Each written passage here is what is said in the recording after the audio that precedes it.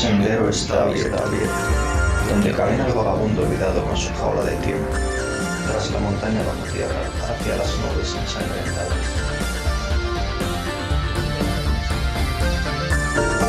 Muy buenas noches, escuchantes, y bienvenidos al Pasadizo. Un paseo poco transitado que pueda despertar en la mente una reflexión nueva, quizás una idea más, o puede que incluso un nuevo color. Un color que encienda una chispa que pueda brillar en la oscuridad.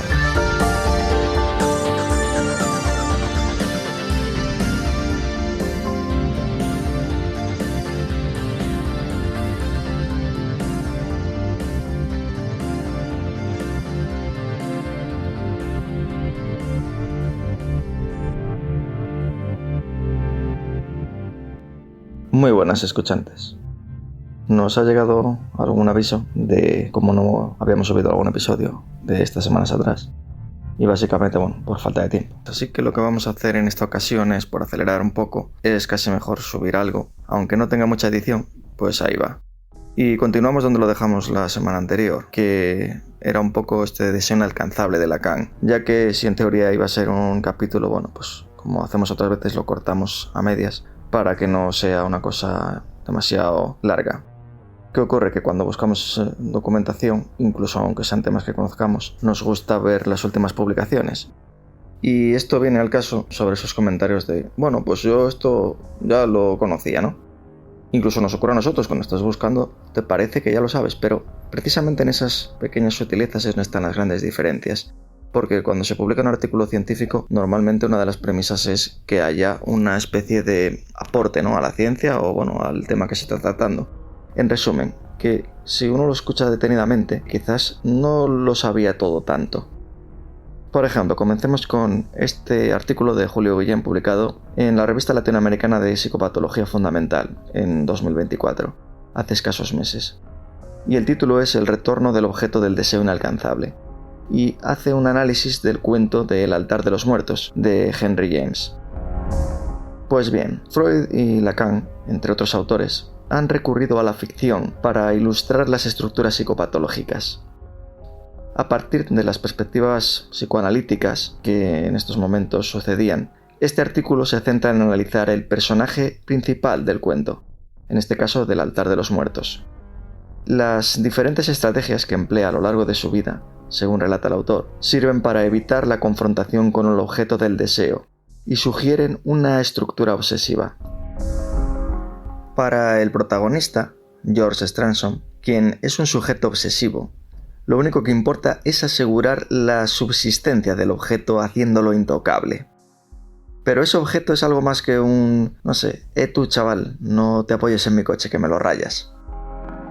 En este caso el deseo se concibe como imposible, un modo de garantizar la existencia del objeto que lo suscita en este caso.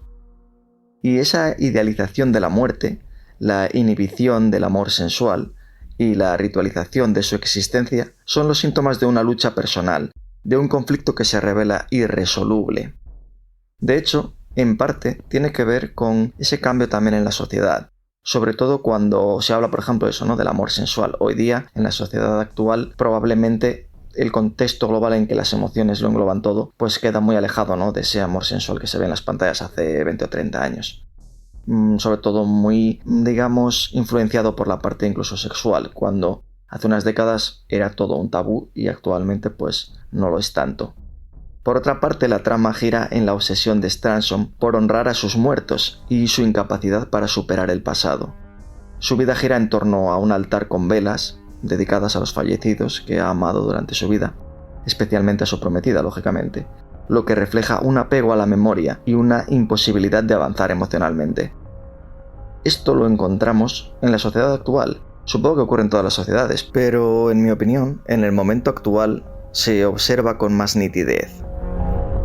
Ese intento constante a retornar a esa época, parece que siempre toda época pasada fue mejor. Y ocurre que, en las artes hay quien dice que ya no se hace ni una buena película. Sí que es verdad que, curiosamente, me acabo de acordar que ayer me dio por, hacer una especie de revisión de una película que ni me acordaba. Y, obviamente, vista desde hoy parece una mala película, una chapuza cinematográfica. Pero en aquel momento, quiero decir con esto, que siempre se intenta idealizar ese deseo inalcanzable y sobre todo se confunden los aspectos. Es decir, si esa época dorada fue en tu juventud, probablemente la propia juventud es el tesoro, más allá de la época que viviste. Y se intenta retornar a ese estado que ya no puede ser alcanzable de otra manera. No sé si se me entiende. Bueno, es una reflexión básica que todo el mundo conoce, pero de la que tampoco se habla. Y cuando se habla, se intenta reconocer como, sí, quiero seguir anclado en este pasado, pero como algo bueno, no como algo a revisar. Volviendo a la publicación, aún así, la interpretación no es sencilla. El deseo inalcanzable puede interpretarse de varias maneras en la historia. Por ejemplo, el deseo de recuperar a los muertos. Stranson busca mantener vivos a sus seres queridos a través del ritual del altar, pero esta es una meta imposible. De hecho, en nuestro día a día todo acaban siendo rituales. Cada uno ritualiza con el dios que más le conviene, o en el que cree que más encaja. El dios dinero cobra mucho más peso que el dios espiritual. Pero en este sentido, también en esta historia, el artículo comenta que el deseo de redención y el cierre de la obra, tanto Stranson como la mujer con la que entabla amistad, están atrapados en su dolor y también en su culpa, sin poder obtener una verdadera resolución. Y, por otra parte, el amor nunca fue consumado, con lo cual su relación con la mujer es profunda, pero basada en el duelo compartido, lo que impide un vínculo más allá de la pérdida. Y desde una perspectiva psicoanalítica, como sugiere el título del paper que mencioné, el altar representa un objeto de deseo inalcanzable, por el cual Stranson busca eternizar lo perdido, pero solo logra reforzar su propia soledad. Y es si cabe un pequeño reflejo, un destello de lo que son las sociedades a todos los niveles en cualquier época. No creo que seamos tan diferentes de alguien que vivió hace, 5.000 años. Y ahora que se habla de Estados Unidos y del sueño americano, podría encajar un capítulo del libro que, aunque es de 2021, estaría de actualidad. Autoras, Marzorati y Pombo. Título: La rueda de la maravilla y el deseo inalcanzable del sueño americano. Pues bien, en su abstract señalan básicamente que el sueño americano es un concepto central en el discurso de la identidad del pueblo estadounidense, en algunos casos sobreacentuado, con esa idea de que, América solo es Estados Unidos.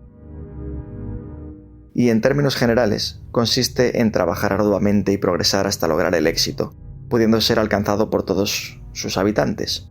De hecho, este sueño americano es un concepto extrapolado a todas las culturas occidentales, que podríamos llamar así.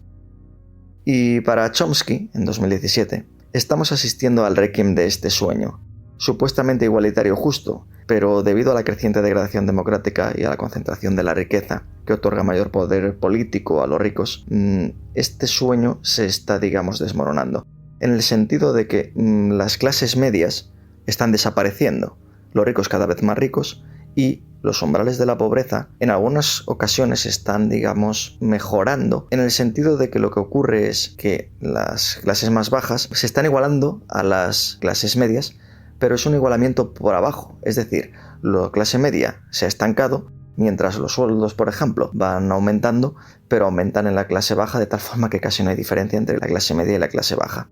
Esto que pudiera ser cínico o que pudiera ser, poco defendible, realmente es una realidad de cómo incluso los populismos o las diferentes concepciones ideológicas, que no políticas, están acrecentando todo el universo de lo que podría ser un mundo geopolítico que ya no es el que se conocía hace 30, 40, 50 años, cuando esto del sueño americano podría funcionar. Actualmente lo que deriva es, en cuanto a corrupción, mentiras a nivel de medios de comunicación, etcétera, etcétera, ha creado un monstruo que no es real, y tarde o temprano lo que viene a decir este paper es que eso está estallando, y lo que se decía en los dichos populares, que por algún lado tiene que romper. Por otra parte, hay quien postula que Trump está trabajando para descolocar ese paradigma, Otros que solo se pretende crear un caos en un reordenamiento en el que cambien los peones, pero que los alfiles para arriba no cambie nada. Pero sí que es verdad que al menos sí que hay una especie de reorganización de este entramado y clientelismo poderoso que afecta a todas las naciones. Hay quien dice que ya está viendo un discurso diferente en todos los países dependientes de Estados Unidos, de tal forma que, claro, si cambia el discurso de quien gobierna allí, pues aquí ya no se pueden decir las mismas cosas que se decían antes. Y a la vez está ocurriendo una especie de tergiversación en las sombras. Bueno, creo que sería más como una hipocresía, podría ser mucho más acertado, en el que, por ejemplo, en el contexto de la guerra, pues el entramado, digamos, militar, de alguna manera sigue funcionando. ¿Por qué? Porque interesa que Europa, en este caso, o quien compre las armas, las compre allí, para que, bueno, de alguna manera el dinero siga entrando. Y hace poco escuchaba todo este tema, el fraude del petróleo, podríamos llamarlo, en el que, bueno, todos estos grandes buques petroleros, compañías que tienen, bueno, diferentes propietarios, o el armadores de un sitio, el capitán de otro, la bandera es de otro.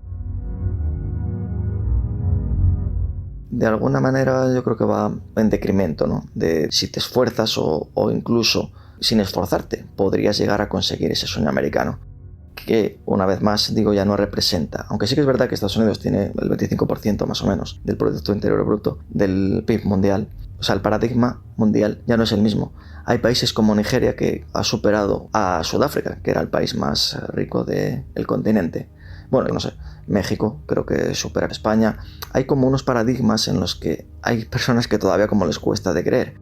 Y esto sucede en pocos años. Probablemente China dentro de poco ya no sea esa cosa que está ahí amenazando, sino que ya tenga tecnología suficiente para, bueno, dar una lección, ¿no?, a los que no consideran que el mundo esté cambiando. O la India, no sé. Bueno, creo que hemos hablado más veces de esto. Por otra parte, el objetivo del paper fue abordar esta temática desde las representaciones de La Rueda de la Maravilla, una película de Woody Allen de 2017, que combina drama y tragedia ambientada durante la década de los 50, en que el crecimiento económico y el consumismo parecían asegurar esa movilidad social para todos los ciudadanos. Y aquí me gusta recalcar lo de todos los ciudadanos. Bueno, y situada en Coney Island, que es el centro turístico situado al sur de Brooklyn, que era un símbolo de un esplendor y, bueno, ya decadente en esos años. Pues eso, que la historia se centra en diversas parejas y personajes insatisfechos emocionalmente, sobre todo, y condensa a aquellos norteamericanos que han quedado fuera del sueño americano, dejando en claro que se trata de un mito inspirador más que de una realidad. Esta película de Woody Allen pues no la he visto, para que os voy a mentir, porque no me gusta su cine y bueno, tampoco tengo ninguna intención. Pero bueno, quizás la idea o el concepto pudiera ser análoga a American Beauty, no sé, por decir algo. Y el trasfondo de todo es que la capital de este sí existo como ejemplo a seguir, pero que poco a poco se ha ido diluyendo entre sus propios deseos, entre los suburbios del fentanilo, diría yo.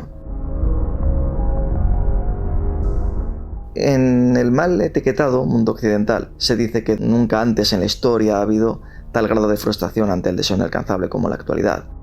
Y eso pudiera ser cierto, sobre todo en ese mundo de ansiedad de directo en el que nos englobamos. Y eso que somos una parte pequeña del mundo. Altas tasas de suicidio juvenil. Se habla de generación de cristal para destacar la percepción de fragilidad y vulnerabilidad de estos jóvenes nacidos a partir del 2000 o de los nacidos a partir del 2010 hasta ahora, que es la que se conoce como generación alfa. Creo que ahora hay una nueva generación, los a partir del 2020. Bueno, y esta generación alfa, que es la primera en crecer en un mundo completamente digital y tecnológico, desde su nacimiento. Todos conocemos a niños de 3-4 años que, bueno, manejan el móvil casi mejor que sus abuelos, ¿no? Bueno, en la que se ha cuidado tanto a los escasos niños que bien intencionadamente, por darles lo que sus padres no tuvieron, por ser el único en la familia, por ejemplo, porque, bueno, por lo que sea, es que la deriva hacia el deseo inalcanzable es enorme. Aunque yo aquí no me gusta ser cascarrabias ni siquiera aventurarme a lo que va a ocurrir, porque, bueno, a veces oigo de, ya verás, estos niños, chavales jóvenes, o, bueno, todas estas cosas que se dicen en general, pues yo creo que no las vamos a conocer tan a corto plazo. El mundo cambia de 5 años para atrás, y sí que es verdad que esto cambia, pero bueno, a veces es esa idea de no aventurarse ante lo desconocido. aunque sí que es cierto que no cuadra una cosa mal con la otra. Me explico. Todos estos problemas que están surgiendo, deberían de ser también tratados o no ignorados por lo menos. Y si el suicidio es una cosa de la que se debe hablar, pues aquí lo decimos. Si hay que en algún momento decir que no, pues habría que decirlo. Eso, que los más cascarrabias dicen que si se te da todo desde pequeño, hasta un móvil, pues que claro, que cuando el chaval crezca y se enfrente a los deseos menos mundanos, pues sobre todo muchos de esos que no se pueden comprar con dinero, pues como el amor o la amistad, que es básica en la adolescencia, de los que allá afuera pues se atisba como un gran no, cuando todo era sí, pues crearía problemas. Eso es a lo que me refiero, que ni una cosa ni la otra. O sea que mi percepción actual es que, habría que atender a las dos partes. Y todo esto se refiere a la sensación de insatisfacción y desilusión, ¿no?, que surge cuando una persona anhela algo. Nos ocurre a todos, que por diversas razones pues es imposible o extremadamente difícil de alcanzar. Y esa frustración pues puede tener múltiples orígenes y manifestaciones. Pero sí que es cierto que también es parte de la vida, es decir, esa idea de tener algo, un sueño inalcanzable, aunque se sepa muy extraño, no sé, pues estar en un grupo de rock a los 60 años. Pues si esa es una ilusión, ¿quién dice que no sea válida? Para quien la manifiesta puede ser sus ganas de vivir, ¿no? Que de otra manera, si te dicen, pues a partir de los 50 ya no puedes hacer, yo qué sé, deportes o no sé qué, ciertas cosas porque machacas las rodillas y es una cosa que te gusta mucho, ¿qué queda entonces? ¿Ver películas? En fin, que me voy por las ramas como siempre.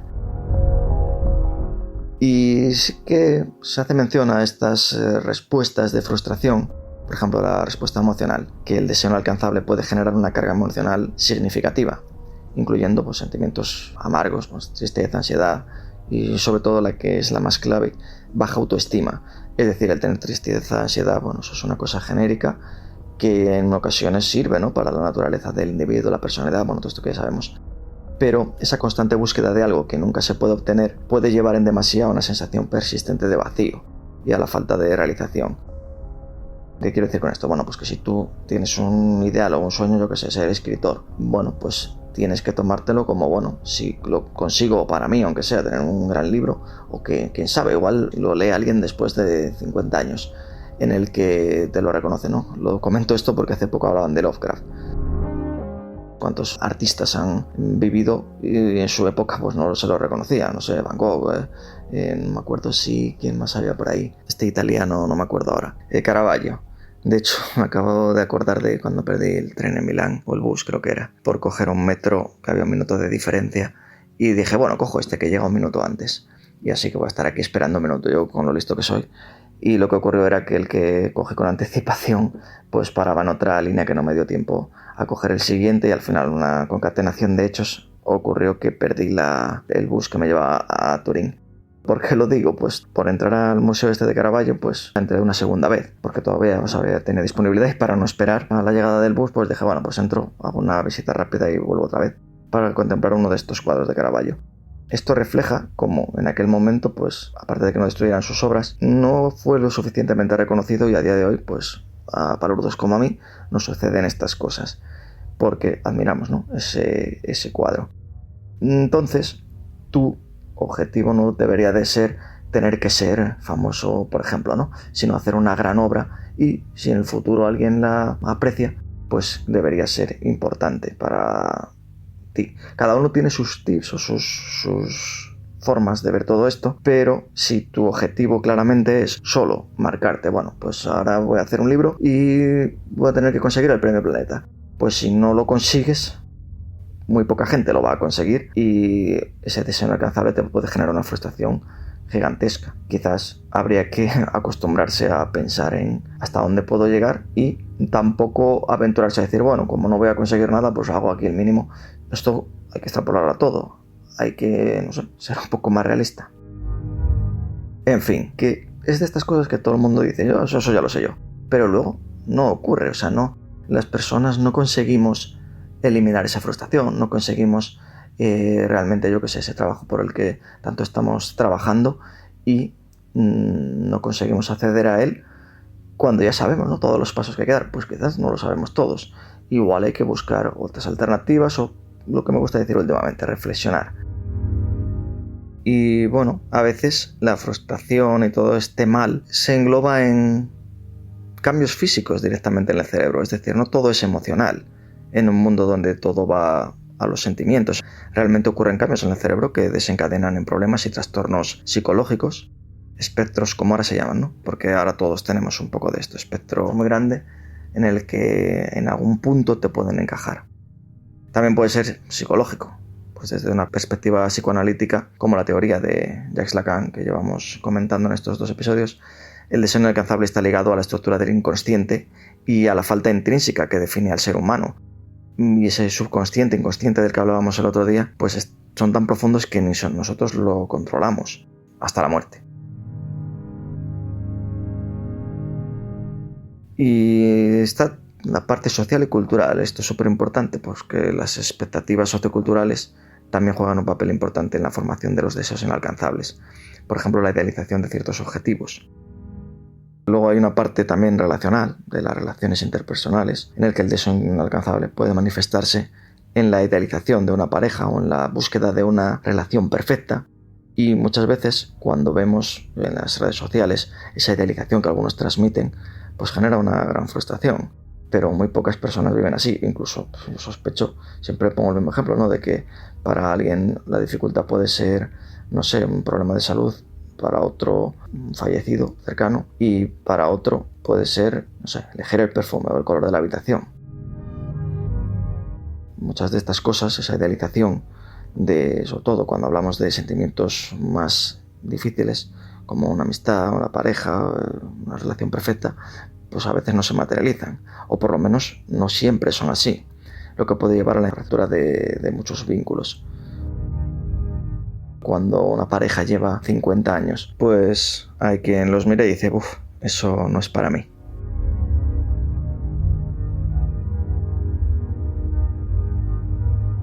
Por otra parte, la frustración derivada de este tipo de deseo puede ser un motor para el cambio y la adaptación, es decir, no tiene por qué ser siempre todo malo, malo, malo. Y últimamente estoy hablando, creo que ya lo dije en el otro capítulo o alguno anterior, me gustaría hablar de esa meditación trascendental de la que tanto he escuchado últimamente. También en los jóvenes, bueno, el deseo inalcanzable.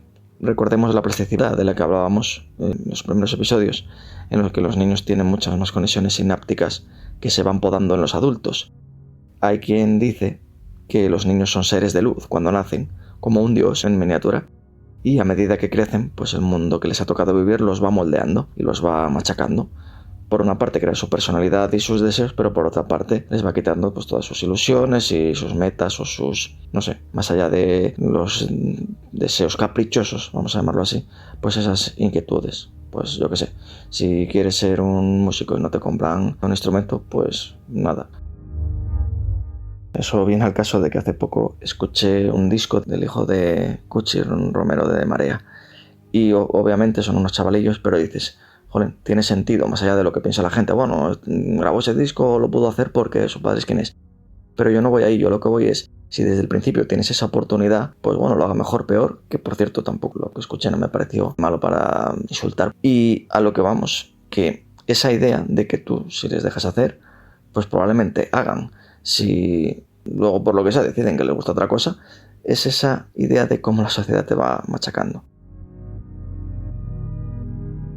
Los jóvenes, ¿no? Que los tienen encapsulados en lo que hacen los padres, y el primer día que van a la universidad y conocen el calimocho, pues cambia un poco, ¿no? La visión.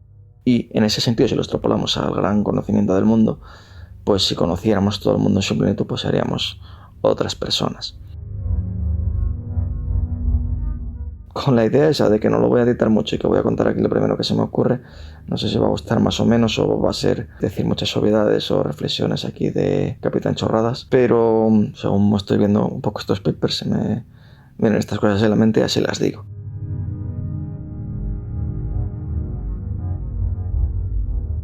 Eso que lo que comentan aquí, que los niños pueden desarrollar deseos inalcanzables debido a las expectativas irrealistas establecidas por su entorno, ya sea a través de la influencia de la familia, por los compañeros, las redes sociales o las expectativas de padres y educadores.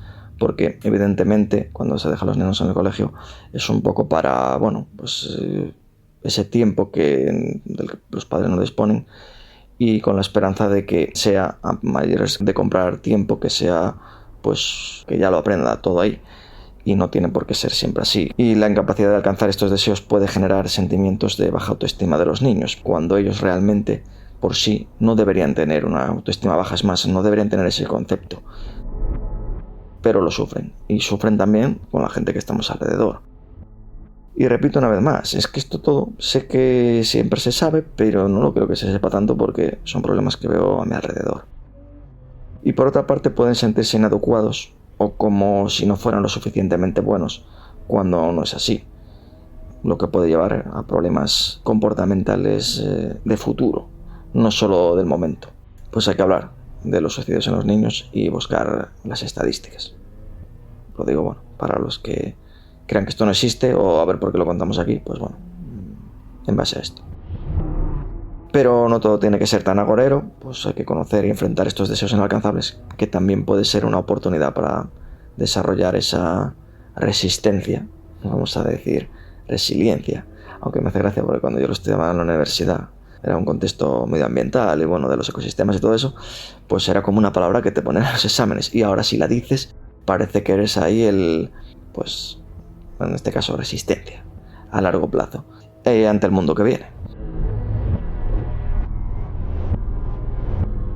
Y eso, que nadie tiene una varita mágica para saber todo, ni cómo va a ser, ni lo que va a ocurrir, ni siquiera casi dentro de unos meses.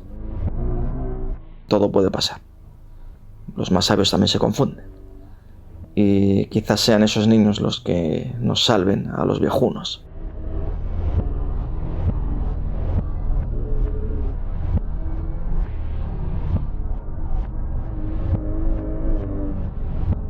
También se hablaba, ya que estoy así en plan reflexionando y diciendo por decir, del concepto este del mundo purgatorio. Algún día extenderemos un poco esas ideas, a ver qué hay de la parte científica o de la psique humana, en la que las personas, por mucho que te esfuerces, bien el destino, bien lo que contábamos de las serendipias y de la buena suerte, la mala suerte, de cómo no se sabe, siempre el callejón te acaba llevando a la calle más estrecha y para salir ya tienes que soltar una verja y al final se vuelve todo tan roñoso y ponzoñoso que es como que nunca sales de ese callejón. Y volviendo a esto, escuché, creo que fue Santiago Camacho, no fue en ese, fue Un Mundo Insólito, bueno, uno de estos que escucho a menudo, una persona que había sobrevivido a una caída desde un avión.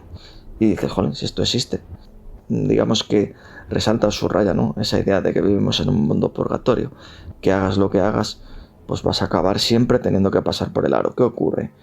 Que si además añades en la frustración, o bien por una parte que es cosa del destino, con lo cual ya te vas a ir en piloto automático y todo lo malo que venga, o diciendo, bueno, pues también lo buscas como una causa externa de decir, vale, como hay atajos, aunque me acabe llevando al mismo sitio, pues bueno, igual puedo sortear, y si el callejón está todo lleno de mierda, pues intentar no pisar donde está la mierda. Bueno, me sigo yendo por las ramas.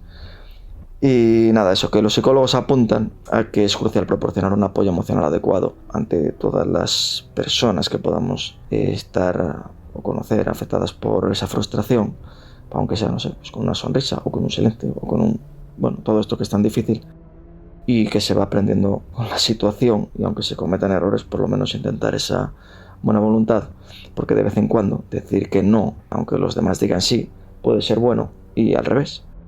Y esto incluye pues fomentar esa mentalidad de crecimiento. Y bueno, qué decir que si la cosa se complica en lo emocional, pues no basta solo con decir que el agua solo está negra para el que no se lava con ella. Pues en ocasiones esa agua pues deba ser la ayuda de un profesional, o una amistad, o un nuevo lugar de luz, u otra respuesta que no sé.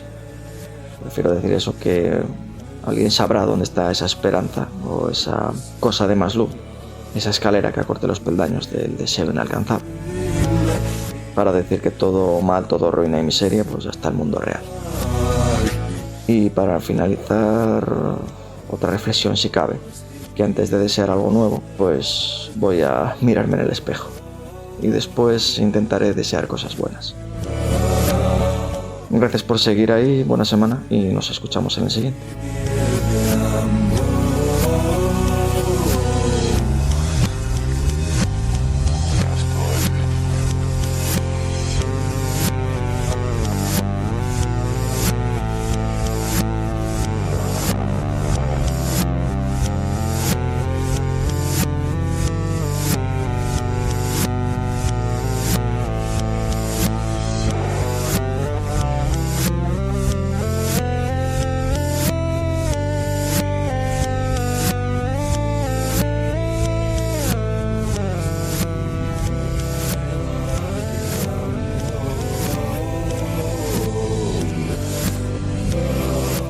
Y bueno, si has llegado hasta aquí, es que has escuchado más allá de lo escuchable.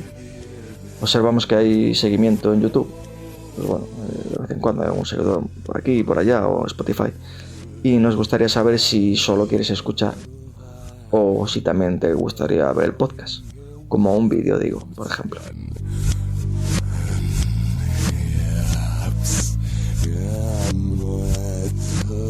Verstehen, was passiert werden.